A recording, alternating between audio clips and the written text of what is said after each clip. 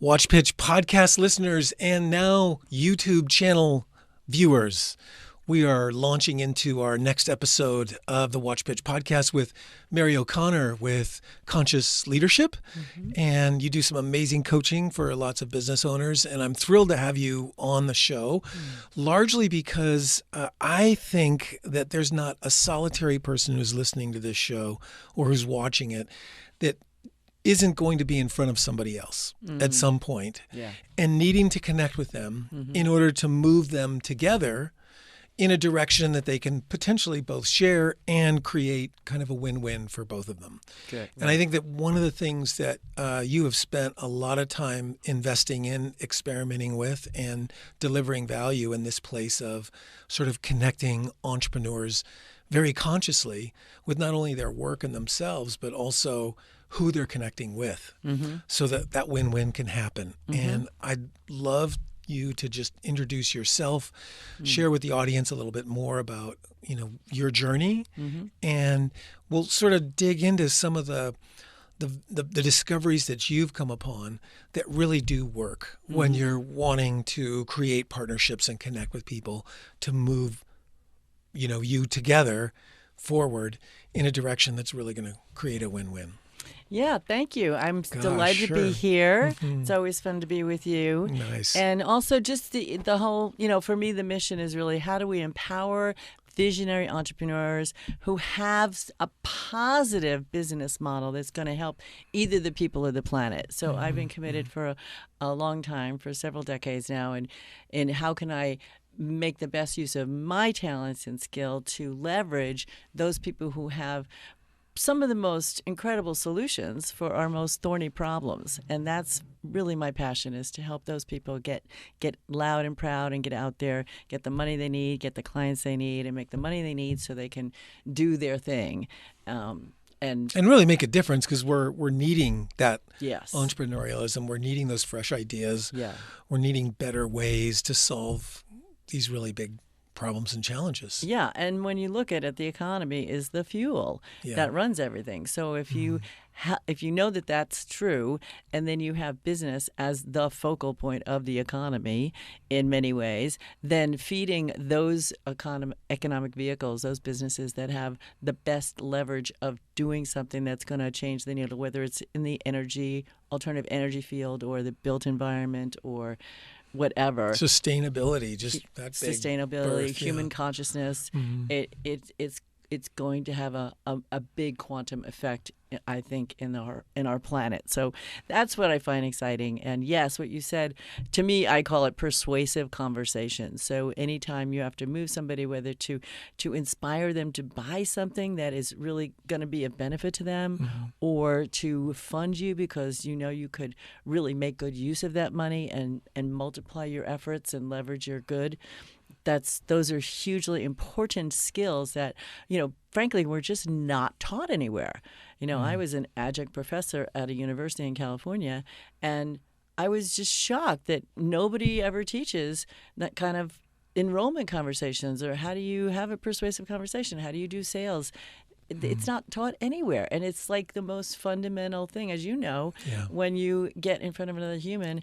How do we articulate our brilliance, our genius, and our benefit so that other people want to play? Right. It's just very simple, but it is a skill. So how does a person get started? Because I would imagine that many startups and entrepreneurs and business owners are very enthusiastic and impassioned, of course, by not only their vision, but their product or their service that they're delivering.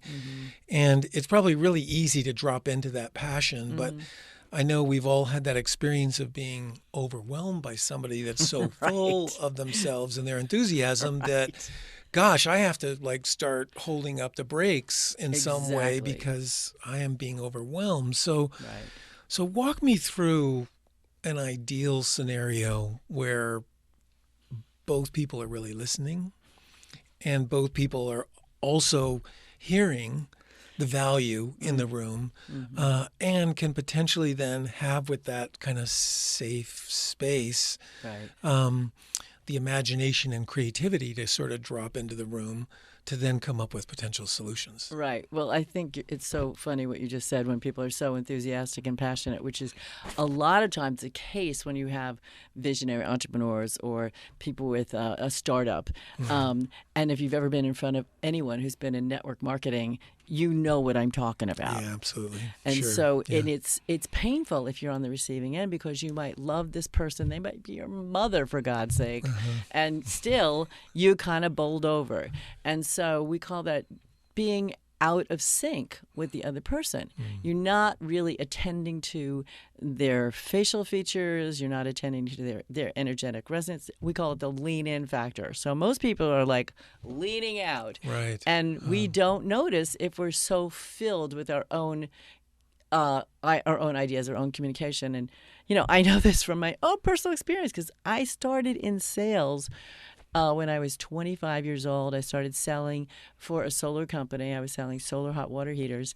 And I really thought that if I stopped talking, they would just throw me out or something. So I just didn't stop talking. And I would be there until they sometimes invited me for dinner. I would be there sometimes for 3 hours until it was really time to go. And so I was, mortified as I look back on my beginnings of learning, like, shut up. And I've realized this is the whole chapter in my book in enrollment is you have to know when to shut up, because shutting up is the key to enrollment. What happens when we keep talking is that we don't know what they're queuing into. We don't even know if they're interested. They may be just nodding in a dead glaze because they don't know what to do. And it's embarrassing to say to someone that you love, would you please shut up, Trey? Right. So back to your scenario, the ideal scenario, and I've done this. I've helped a lot of people who are in network marketing, who are getting started in sales, and who have that kind of mistaken idea that if I just need to express my passion. That's not exactly what you need to do. What you need to do is, first of all, be in relationship, what I call be in rapport with that person. And so an ideal scenario would be you get in rapport, you find out a little bit about them. So I like to ask, where did you grow up? Because it takes them back to another point in time where there's no charge on that, right? I'm from Long Island, it was whatever. It was a great place to grow up as a kid. But when you ask that question, then you're getting a rapport. You're finding out a little bit about who they are, not about their agenda for this meeting, okay? So you want to get in rapport, which means making eye contact, watching their body movements. So if they're moving a lot, like I move a lot, then you want to move a little bit. If they're sitting really dead stock still, you want to be aware of that. And you do want to mirror that body language. You do want to mirror that, not in a weird way, but just pay attention. And then you have to ask them a question. So if I was going to present something that I want, let's say I want you to buy something, I would probably start asking questions that would open up the conversation so I'd know if you need what I have to buy. So for me, I often will ask people, so tell me, what do you find is the biggest challenge for you in your business? And if I have built enough rapport before that, then I can ask that question. If I haven't been interested in them at all, then it's a pretty personal question. It's a very personal question, sure. right? So then I would start with something more, so how long have you been in business, and what was your vision for your business, and how's it going, and what's working well? And then I would ask, so what would you like to work better? And then I can start to unpack that a little bit, and I'll say, well, this is an initial conversation. For me, it's really important to know how to bring that, very quickly into a knowing if there's someone that you're interested in continuing talking potential right engagement. Yeah. So, networking events, you're looking for people who, this is what I find is the biggest missing link for people who they might know who their niche is, or they might know what their product is, they might know how to articulate, but having that initial conversation where they are able to elicit from that person a yes without taking 10 hours to do that is difficult. So then So literally, are you kind of going down road Well, with no, trying to get that yes? I'm only going down that road if I'm getting yes all along. So if I'm getting yes all along, this person feels like they're leaning in. They start to ask me questions. I start to, invite more questions that go a little bit deeper. And then if I'm at a networking event, I'm not going to try and pitch them. I'm going to say, hey, I have an idea. I would be happy to offer you a free hour of business consulting on this particular topic. It happens to be something that I have done with other people before, just like you. So is that something you'd be interested in? Now, I ask the question. I don't assume that they're going to want it. I don't walk away and go, so call me if you're interested. Yeah. Because that's where our own nervous system gets in the way. Our anxiety. About being rejected. Not wanting to hear a no. Yeah, I'm sure. It's the biggest deterrent for people being effective at this art of persuasive communication is the fear of being told no. But if you just say, hey, is that something you might be interested in? 99% of the time, if they're with you so far, they're going to say, sure. Say, okay, well, here's how it works. And you give them their card or get their card or I take a selfie with them because I have found that builds another whole level of rapport. Oh, that's clever. And it's brilliant. Nobody does it, but I do it. I take a picture of the card. I give them back the card and say, hey, let's take a selfie so I remember who the hell you are when I get home. And people get that. And so, they totally get that. And it's true. I have their picture. Right. And then and the card's the earlier picture. So right. They're married together. Exactly. Yeah. And then as a bonus, they get to see a little happy picture of you and me smiling together as a selfie on their phone. Oh, that's smart. Yeah, and then they go, "Oh yeah, that person. They were kind of kooky, but cool." So, good. Does that smart. make sense? Yeah, it does. I think walking through a lot of the scenarios that entrepreneurs and startups are focused on, which is either you are a potential employee, a potential strategic partner. Right. You may also be a potential sale, so that's legit too for your product or service. Right. And in the case of, the ecosystem of WatchPitch, which is really focused on the deal flow from an entrepreneur or startup realizing, I need capital. Like I need fuel in my tank in order to take this farther, right? Because I need a bigger space. I need another truck. I need more employees. I need, more marketing and PR. Exactly. They're really entering into this ecosystem in order to access additional capital. Correct. And this does not mean that they're going to a bank and filling out an application very quietly in their, off hours. Yeah. This means they're sitting down with somebody who actually is really passionate about taking their capital and placing it in places that are going to be really productive. So, the pitch of WatchPitch is really more an opening and an invitation to have a deeper conversation at some point. So, ultimately you want to end up in that room where you've got your deck, you may have your team in there, and now you're really showing them what it is that we've done so far. These are the metrics of how productive we have been. These may be some places that we're struggling. This is our competition. And now what we really need is capital so we can do X, Y, and Z. And I think that, being in a lot of those rooms in the past, what's awesome about them is that traditionally, if you've landed that presentation well, and it is very one way initially. I mean, you're, the screen's on, you're delivering your slides, and you're telling a story all around that. But ultimately, you want to get to that place where you're asking the questions. So, does anybody have any more questions, or is there anything that anybody needs any clarification on any of these points? Because if they start asking questions, that at least they've heard you, and now there's a potential interest in thinking about placing their capital with you for X, Y, and Z reasons that really meet their needs. Correct. Because at the end of the day, investors want to make money. Actually, entrepreneurs do too. They just happen to be also attaching that making money to something that they're super passionate about. Right. In terms of solving a problem that they have experienced hasn't been solved yet, except now with their new technology or their new service or their new product.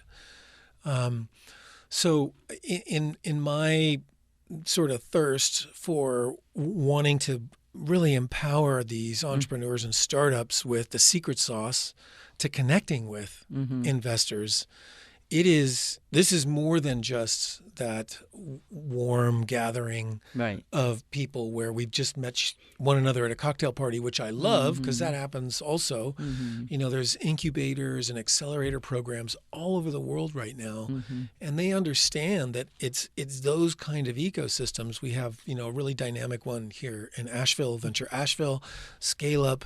Mountain BizWorks runs that. 1 million cups. 1 million cups, an awesome gatherings place. And I think in lots of communities across the world, we are now finding that these gathering functions are places where not only fresh ideas can get worked and refined with other fellow entrepreneurs and other people with those skill sets, but also with people that are kind of interested in wanting to grow those ideas into the marketplace.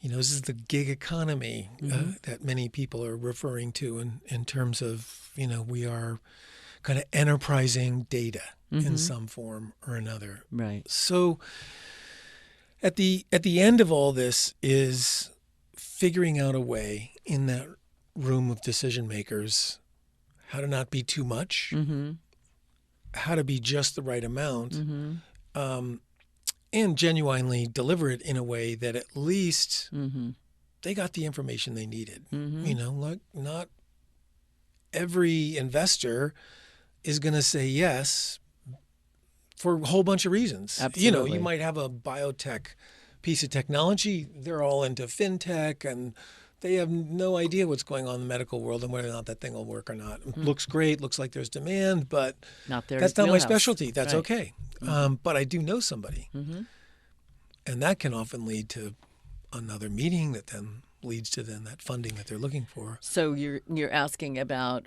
what are the key elements of an effective pitch? Yeah. In front of people who don't necessarily know you. They might know you enough to have let you into the room. You know, they've seen your WatchPitch. And they go, you know what? This is something. This is great. And there's this great expression that I refer to a lot with regards to investors investing in the jockey and not the horse. So they're investing in the people, not necessarily that new horse, that new shiny object, that new product. That's a good metaphor. Because they know that that founder, that team, they're in a marathon.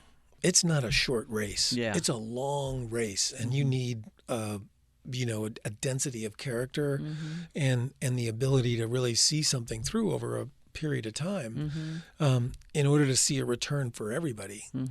I like that I like that phrase, the density of character. Right. Yeah. Yeah. Well, so when I hear you say that, I think of, okay, there's a couple of things that I have worked with people on, and I notice that are more effective than other things. Great. And the first thing is really, as we've seen from a lot of recent TED Talks, is how you prepare yourself, how you take care of your own nervous system, how do you get grounded and centered so you're not talking too fast, so you're not rushing or babbling or losing your place. Because when people get caught in their head, talking from their head, they lose their center, right? And we've all seen people, we've all experienced this, you know, whether it was in the second grade or recently, it's yesterday.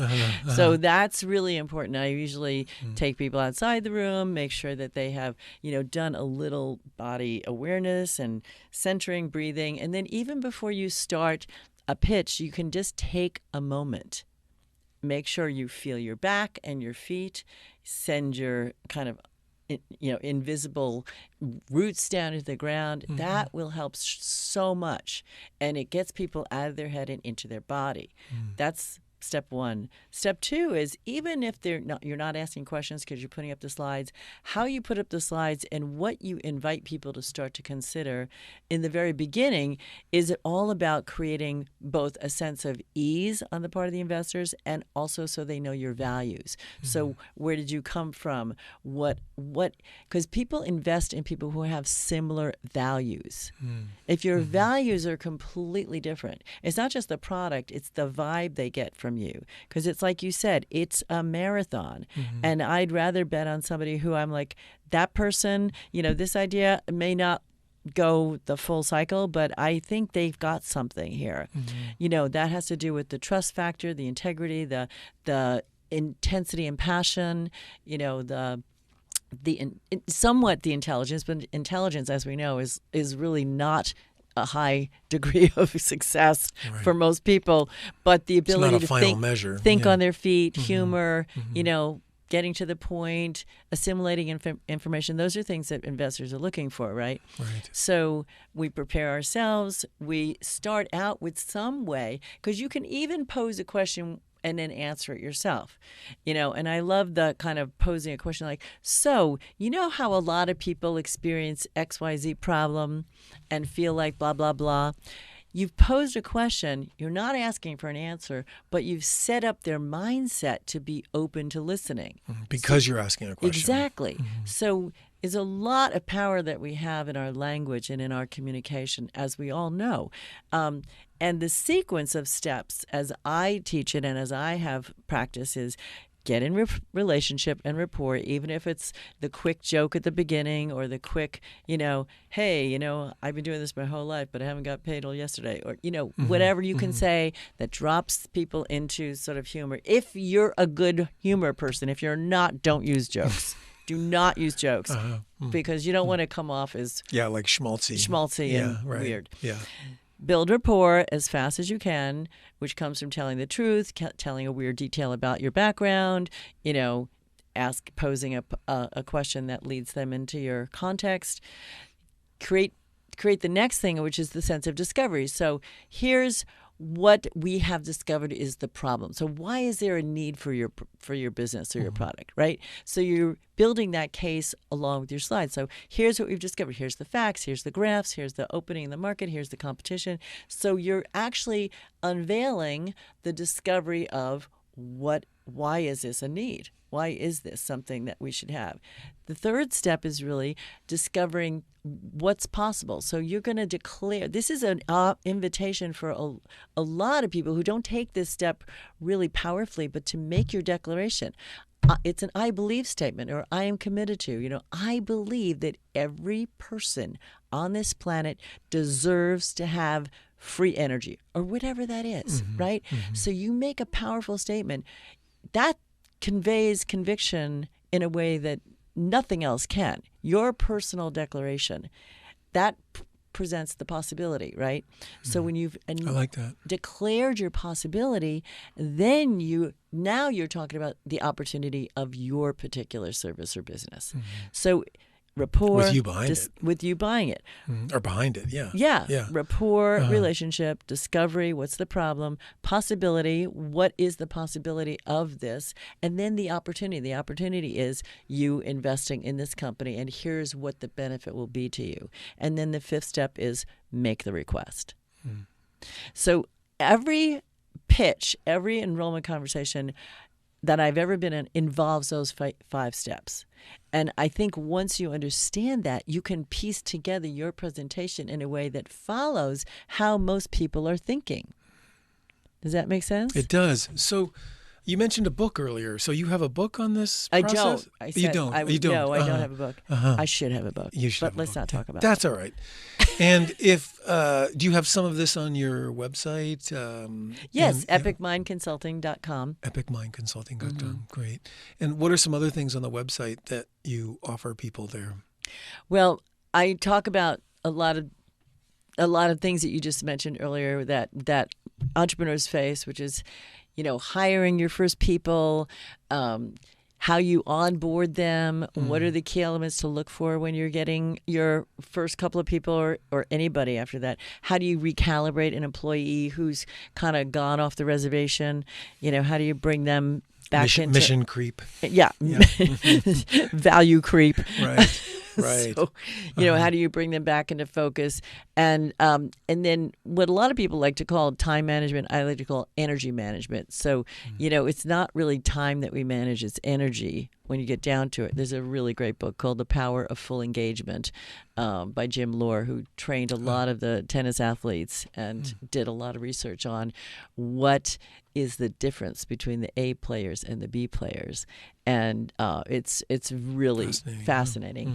So Jim Lohr, L-O-R-E? Loerhr. Oh, okay. Great.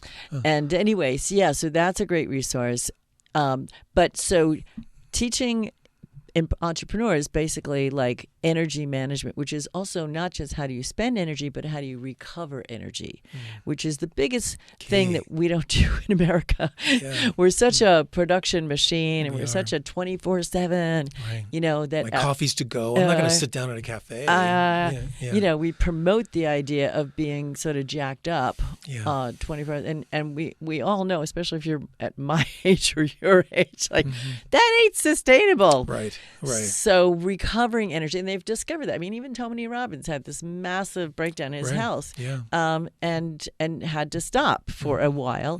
And you know, every one of us has to face that if we're just going too hard. So the whole idea of how do you recover energy, how do you pace yourself, mindful communication.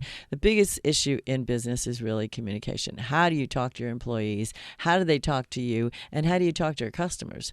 And there's just a ton of valuable data out there about how to do that, but we don't practice it.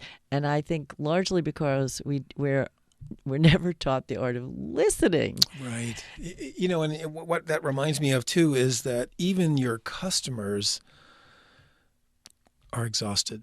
Totally. So you're asking people with maybe your exhaustion to come in and make a decision, an exhausted decision to purchase or be, contracted for some kind of relationship, and that can't be good for anyone. Right. So that kind of invites me to explore just for a moment that recovery process. And if you have a daily practice or a weekly or a monthly practice that helps you to kind of modulate your energy so you are fresh wherever you go. Because I've noticed this about you in the few interactions that we've had that, you're pretty much on. And it's great. I love the coaching tip that you have on the WatchPitch podcast that's been getting a lot of plays. So it's a great way also. So I'm going to send viewers and listeners to the WatchPitch.com website to look at your coaching tip. But yeah, you seem to have you figured some things out. Do you have any tips for those of us who are still working on that? Yes. It's 65 years of trial and error, but I will tell you that eventually you get some things right. And like I was listening to a podcast today, life is not happening to us. It is happening for us. Amen. And right. and that's one thing I try to practice is, Isn't that great? Like that's a whole It's a whole reframe. It's like, it's a total okay, reframe. I know my air conditioning isn't working, but there's something in here that is the possibility that I don't know yet. But everything, without any exceptions, even the bad news is happening for us. So that's one thing I try to practice. But I will say, on a much more practical level, I struggled with chronic fatigue for like 15 years.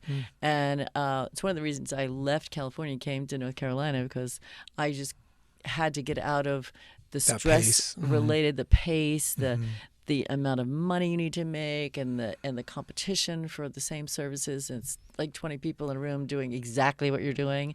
So, and I love it there. I totally love it. I just had a trip back there. But I will say that, that a couple of things have really kicked in for me. Just one is just stop. In the beginning of the day, I just get my tea, I sit down, I do the meditation. And I like breath work because breath work is, for me, the most transformational. It's physical. Right. It also is able to purge emotional toxicity. So most of us don't have the time or the energy or even the knowledge of how do you release toxic emotions, right? Because we're not going to get on the floor and start crying and beating a pillow at 6 a.m. Right. But you can breathe for 15 minutes. And that totally, I think that it totally unlocks parts of us. It that does. Just, and we don't have to talk about it. You don't have to talk about it. Yeah, it's just releasing. Exactly. The pure energy. exhale Yeah. releases all of that emotional toxicity.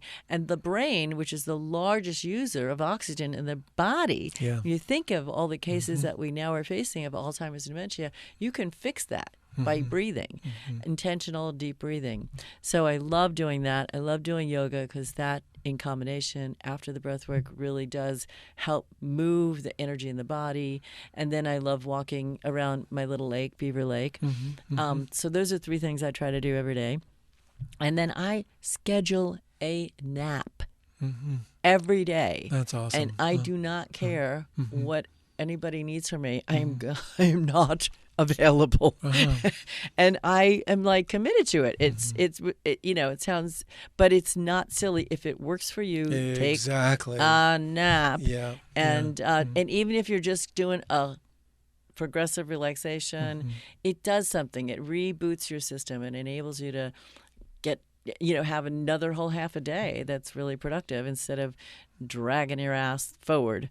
I would imagine a lot of those would also apply to before you're presenting. Oh, yeah. A little breath work. I know you talked about this earlier in the episode about just getting ready, grounding for that delivery. Yeah.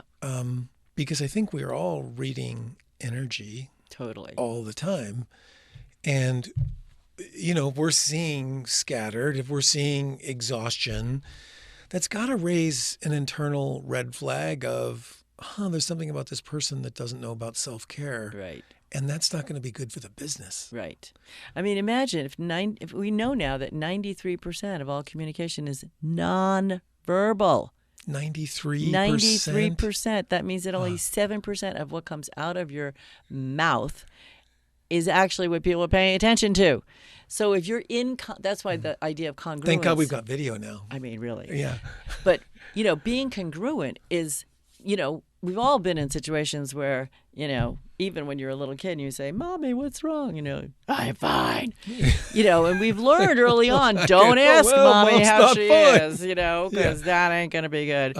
Or you're not going to get the right answer. You're not going to get an honest answer. So, as little kids, we're often trained out of actually being realistically communicated to you about, oh, yeah, I am upset right now, honey, but I'm going to take care of myself. We don't get that. So our culture is really not trained to tell the truth about either how we feel or, hey, I'm not getting, you said you're fine, Trey, but you look like you might be a little sad. Right. We're not supposed to say that. So the first thing is the congruence with what you're saying and how you're feeling. That's huge. When you're doing a pitch, when you're doing a sales conversation, when you can't fake that. I know. Even when you're just giving a presentation in front of anybody, right. You want to be congruent. And so, because people pick that up. So that's where the 93% gets funky. If your 93% is like not connected to your 7%, you're doomed. Right. So that's one piece of information. And then I forget what you said. Well, the main thing was, and I think where I'm headed is to get to this place where we've just dropped a couple of really nice, healthy tools and mindsets to wrap around when connecting with certainly investors, but really connecting with anyone who we want to eventually, potentially, if there's a win-win, be in relationship with. And that the health of that relationship is going to be determined not only by how well we take care of ourselves and how well we've integrated that practice into our day, but also how well we're aligned with then what it is that we're doing so that, in fact, we can be amazing partners. Yeah. That seems really critical. Yeah. Yeah. I mean, and I know, a lot of us, a lot of people struggle to just go to bed. Going to bed at the right time can be an issue. And also there's been a lot of work done on, the morning miracle and the millionaire morning, how powerful it can be to utilize those morning hours. I've never been a morning person. I mean, for me, 7:30 is really early.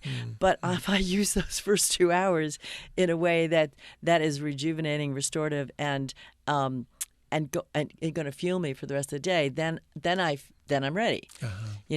So I'm not one of those people who says you get up at 5, because I've been trying for 65 years to get up at 5.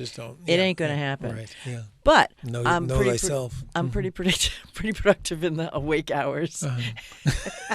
That's good to hear. Exactly. Well, Mary, is there anything else you'd like to add that we might have missed in this conversation that you'd love to share to sort of embolden our listeners? Yeah, I will say 2 things that come to mind as I listen to you and I see, a lot of people out there that you work with, and I know I have worked with, have the most amazing, some really life-altering products and services that are really, really, really of benefit. And their business case is proven, and they've done the proof of concept. And I would say if you know that to be true, and you know that you have something that's really worth getting out there, don't be afraid to make a bold ask commitment statement. Don't be afraid to just make a declaration. Don't be afraid to just put it all out there in front of your investors and say, I am 100% committed that this is going to do X, Y, and Z. This is the benefit I am committed to having. And because there's something about the power of that, just like we saw with Martin Luther King and John F. Kennedy, the power of a declaration is still the most underused free tool in your quiver.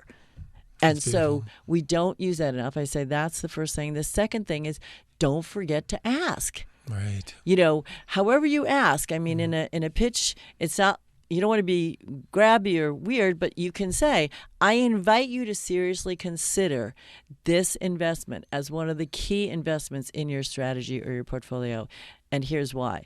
Don't be afraid to be loud and proud about the ask, because as we know, 80% of all salespeople across all disciplines don't ever ask for the order. And, that number has not gone up over the last 30 years. That's nuts. So that whole thing, and I have a phrase advice. for it. It's called self-promotion anxiety disorder, otherwise known as SPAD. And SPAD is bad for business. So you may have SPAD, but you can recover yourself by being clear about your commitment, being clear about your possibility, making a clean offer, and then making an invitation. Love it. Mary, thank you so much. This is a delight, and I'm looking forward to the next time that we can cross paths. And meanwhile, if people want to find out more about what you can do for them, they can visit your website, which is epicmindconsulting.com. Wonderful. Thanks, Mary. Thank you. It's been a pleasure. Thank you. Cool. Awesome.